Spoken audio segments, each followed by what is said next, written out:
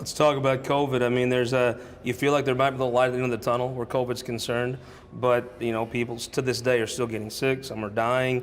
Tell me, I know that Robert Nodell, a Southeast Missouri guy in your office, is kind of over administering the vaccine. How do you feel like it's going? We're doing very well. Our state has been remarkable where we've went all through this, as tough as it's been. It's been one of the toughest things I ever went through. But I'm just so thankful to people in our state that's put their best foot forward to fight COVID-19. And despite all the misinformation out there of the media that I want to say that has a propaganda that they want to support or a bias agenda or a political agenda against my administration, the reality of it is Missouri is third in the United States for the least amount of COVID-19 cases per 100,000 positive rate, behind North Dakota and Oregon. But you're never going to see that on the front pages or anything like that, but our vaccine program is going just like everybody else's. We're plenty happy with it. We're glad the National Guard is involved.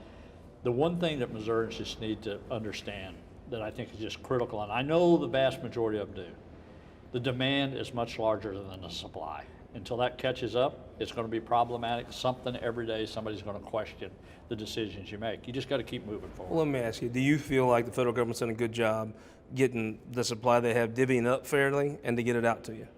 You know what, I'll be fair to the federal government, and probably I bash them enough as much as anybody did as a state governor, but the reality of it is what's happened in the last 10 months is probably remarkable that most of us have never seen in our lives. For the federal government to do what they've done in such a short period of time, even develop a vaccine in 10 months, is just incredible.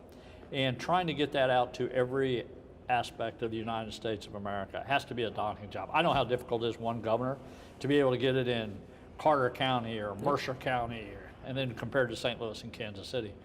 But you know what, I think for the most part, everybody's been trying to do the best they can to get this out and to get it there. Am I disappointed I haven't had more vaccine? Am I disappointed because Walgreens and CVS didn't do what we felt like they should have done as quick a pace? Yes, but regardless of that, you got to keep moving forward, and you got to still find alternative ways to get vaccine in people's arms. That's what we're doing. So right now, who's eligible to get the vaccine in Missouri? 65 years and older, and if you have underlying health conditions to that, you can do that. First responders, and then our healthcare workers. But I'll tell you who's not. Legislators are not. And for anybody that took advantage of that to utilize their positions to go out there and get a vaccine was totally uncalled for, and they know what the tiers are and what the regulations are. For them to say like they were confused and didn't know. Now, a legislator that's over 65, though, would be eligible, just like anybody else. Yeah. If you were 65 years old, you had a staffer in this building that met, we want them. That's exactly what it was set up for. But you've seen yesterday a lot of people take advantage of that, it was unfortunate they used their positions to do that. I would reckon that's probably been shut down, right? Most certainly, that's not going to happen.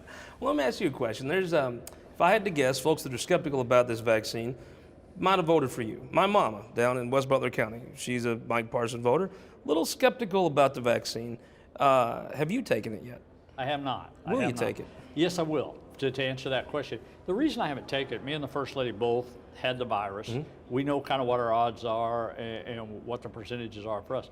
Right now, I think it's so much important for people that needs it a lot worse than I do. And I get being governor. I don't want to get sick or don't want to have problems either from this position, because you do have a tremendous amount of responsibility on you. But right now, I'm pretty secure with what I know about this to be able to move forward. I will be more than happy to take the vaccine when it comes more available, and probably when I can get it done.